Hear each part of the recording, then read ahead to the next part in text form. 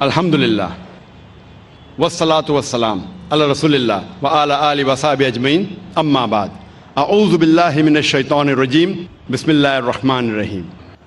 میرے محترم بزرگوں، میرے عزیز بھائیوں اور بہنوں، اور پیس ٹی وی پہ لائیو دیکھنے والے کروڑوں ناظرین، السلام علیکم ورحمۃ اللہ وبرکاتہ۔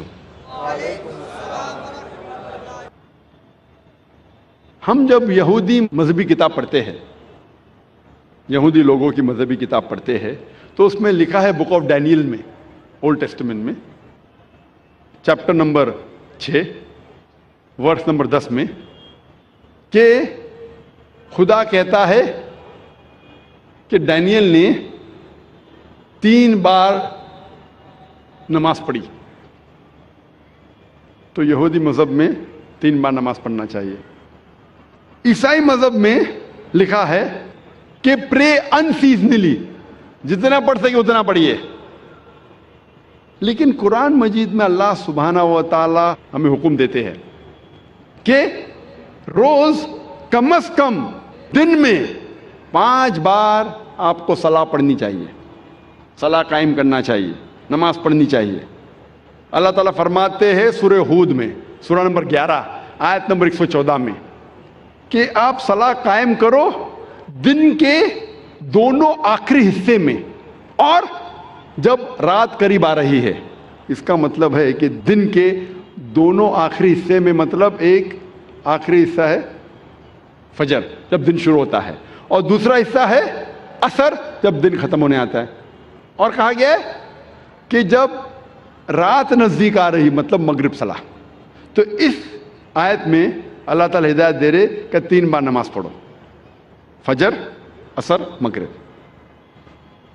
اللہ تعالیٰ فرماتے سورہ اسراء میں، سورہ نمبر 17 آیت نمبر 78 میں، کہ نماز قائم کرو فجر کی، صبح کی، اور جب سورج اونچائی سے اترنے لگتا ہے، اور رات کے حصے میں۔ یہاں اللہ تعالیٰ ہمیں کہہ رہے 3 بار نماز پڑھو، ایک ہے فجر، تو پھر سے دہرایا گیا ہے کہ سورہ ہود میں بھی کہا گیا تھا، اور سورج جب سب سے اونچے حصے پہ ہے، ایٹ دا پینیکل، جب اترنے لگتا ہے، یہ وقت ظہر کا، اور رات کے حصے میں یہ عشاء کا۔ تو یہ دونوں آیتوں سے ظاہر ہوتا ہے کہ ہمیں کم از کم نماز 5 بار پڑھنی چاہیے۔ اور کئی آیتوں میں اللہ تعالیٰ ذکر کرتے نماز پڑھنے کے بارے میں، مثال کے طور پہ سورہ طہ، سورہ نمبر 20 آیت نمبر 130 میں، اور سورہ روم، سورہ نمبر 30 آیت نمبر 17-18 میں۔ ہر مسلم کو کم از کم 5 بار صلاح قائم کرنی چاہیے۔ ایک ہے فجر، جب دن شروع ہوتا ہے، جب رات میں آپ کو سفیدی نظر آتی ہے، اس وقت سے لے کے سورج نکلنے کے پہلے تک۔ پھر ظہر کا وقت، سورج سب سے اونچائی پہ رہتا ہے جب اترنے لگتا ہے، اور ظہر اور عصر کے بیچ، یا جب آپ کی پرچھائی دگنی ہو جاتی ہے۔ تیسری صلاح ہے عصر، ظہر کے وقت کے بعد سے شروع ہوتی ہے اور سورج ڈھلنے سے پہلے۔ چوتھی صلاح ہے مغرب کی، سورج ڈھلنے کے بعد سے شروع ہوتی ہے اور آسمان میں لالے ختم ہونے سے پہلے۔ اور آخری صلاح ہے عشاء کی، جو مغرب صلاح کے بعد سے لے کے نصف اللیل تک، رات کے آدھے حصے۔ یہ 5 وقت کی صلاح ہر مسلمان کے لیے فرض ہے۔ اگر 5 وقت کی صلاح آپ پڑھیں گے اور 5 وقت آپ کا ذہن پروگرام ہو جائے گا، تو انشاءاللہ آپ برے کام سے دور رہیں گے، آپ کو ہدایت ملے گی، آپ کو رہنمائی ملے گی۔ صلاح شروع ہونے کے پہلے لوگ کو بلایا جاتا ہے صلاح کی طرف۔ ہم دیکھتے ہیں کہ یہودی مذہب میں وہ استعمال کرتے ٹرمپٹ لوگوں کو بلانے کے لیے۔ لکھا گیا اولڈ ٹیسٹمنٹ میں، in the book of numbers chapter number 10 verse number 1 سے 3 میں، خدا کہتے ہیں موسیٰ علیہ السلام سے، آپ 3 چاندی کے ٹرمپٹ بناؤ۔ ٹرمپٹ کو کہا جاتا ہے نا، ٹرمپٹ، بونگا تو نہیں کہیں گے، لیکن ट्रम्पेट अंग्रेजी में कहते। ट्रम्पेट का इस्तेमाल करो लोगों को नमाज की तरफ बुलाने के लिए। ईसाईयत में इस्तेमाल करते घंटी की, घंटी बजाते, चर्च बेल, लोग को बुलाने के लिए। कई कबीले में ढोल का इस्तेमाल होता है लोग को बुलाने के लिए। इस्लाम में इस्तेमाल होती है इंसान की आवाज, और इंसान की आवाज ये जितने आला है इनसे कहीं बेहतर है और सुरीली है। कान को सुरीली होने के अलावा इसके अंदर एक पैगाम भी है। आज़ान का मैं जिक्र कर रहा हूं, जो आज़ान जो होती है लोगों को सलाह के लिए बुलाने के लिए, आवाज सुरीली होने के अलावा ये अफसोस की बात है कि बंबई शहर में जो मस्जिदों में आज़ान होती है, अफसोस की बात है अक्सर ये आज़ान सुरीली नहीं होती, कान को तकलीफ ज्यादा देती है, रहनुमाई के बदले तकलीफ ज्यादा देती है। आप अगर हरमैन की आज़ान सुनेंगे, मक्का की या मदीना की, माशाअल्लाह आपका दिल खुश हो जाता है। वो आज़ान आपको रब की याद दिलाती है।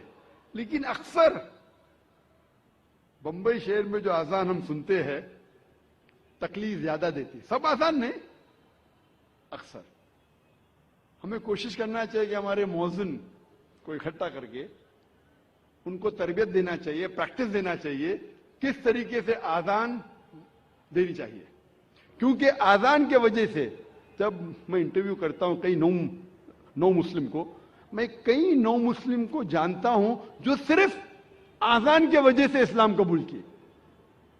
मैं पूछता हूं अक्सर नौ मुस्लिम से, आपको इस्लाम में सबसे ज्यादा पसंदीदा चीज क्या लगी? अक्सर लोग कहते हैं तौहीद और कई चीजें। कुछ लोगों ने मुझसे कहा वो आज़ान इतनी अच्छी है कि जब भी आज़ान सुनता हूं मैं, दिल मेरा बाग बाग हो जाता है, दिल खुश हो जाता है। तो हमें कोशिश करना चाहिए कि हमारे मौज़िन जो है इस शहर में, उनकी तरबियत करें कि किस तरीके से सही आज़ान देना चाहिए। और जैसे मैं कह रहा था कि आज़ान सुरीली होने के अलावा एक पैगाम देती है हमें। अफसोस की बात है कि अक्सर मुसलमान आज़ान की मानी जानते ही नहीं। तो मुसलमान नहीं जानते तो गैर मुस्लिम कैसा जाने? और मैं एक वाकया आपसे कहना चाहता हूं, और ये हकीकत वाकया है। तकरीबन 10-15 साल पहले जब मैं केरला में गया था तकरीर करने के लिए, और ये हकीकत बात है, मुझे मेहमान खुसूसी बना गया था और मेरे तकरीर के पहले एक गैर मुस्लिम पॉलिटिशियन को बुलाया था। और अपने तकरीर में हर पॉलिटिशियन जो गैर मुस्लिम में कोशिश करता है कि अगर मुस्लिम गैदरिंग देखता है तो वो तारीफ करेगा इस्लाम की। तो ये गैर मुस्लिम पॉलिटिशियन तारीफ करते करते कहने लगा कि हमारे इस देश में जो मुसलमान मोगल बादशाह अकबर इतने महान काम किए, इसीलिए मुसलमान रोज 5 बार अल्लाह अकबर करके अकबर बादशाह की तारीफ करते।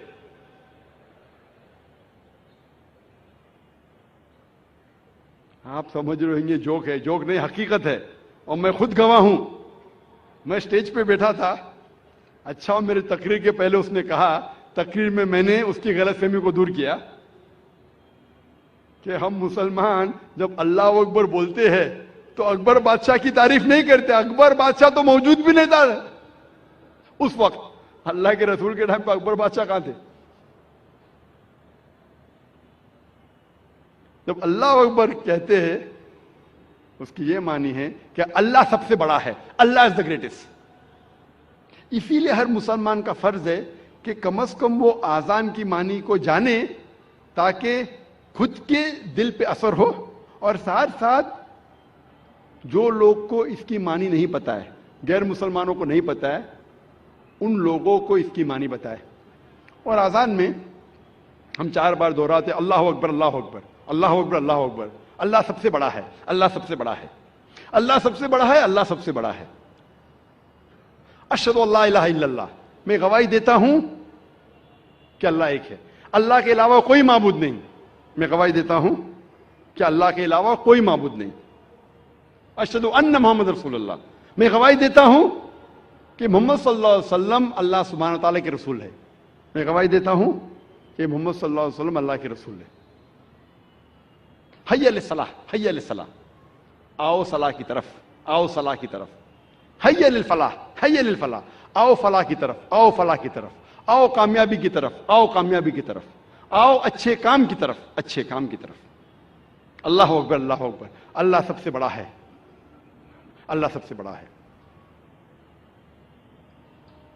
جب ہم آذان کی معنی جانیں گے پھر ہمارے دل پہ آذان کا اثر اور گہرا پڑے گا۔ صرف عربی نہیں جاننے کے باوجود پڑھتا ہے الحمدللہ ثم الحمدللہ، لیکن اگر اس کی معنی جانے تو انشاءاللہ یہ اور گہرا اثر کرے گا آپ کے دل پر اور آپ کے دماغ پر۔